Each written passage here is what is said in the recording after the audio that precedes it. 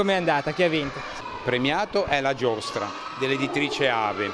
Poi hanno comunque ricevuto premi anche G-Baby, Focus Pico, La Vivacemente, Frozen e Pixar Car. Perché è stata scelta La Giostra?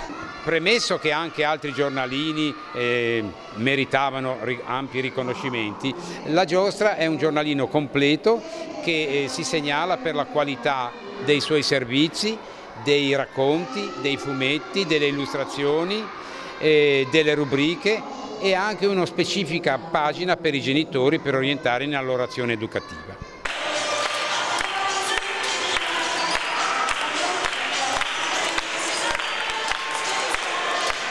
Che significato ha per voi questo premio?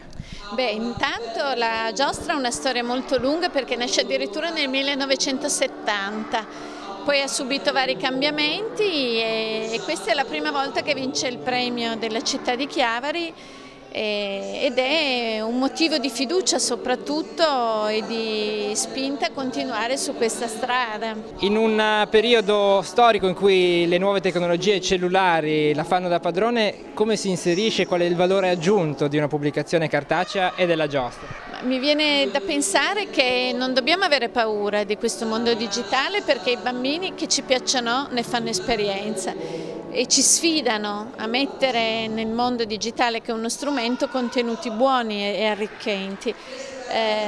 La carta ha un incanto tutto suo, un bambino che tiene un libro tra le mani è un bimbo che cresce, no? che si riempie di cose belle. Ecco, cosa raccontano le pagine della Giostra?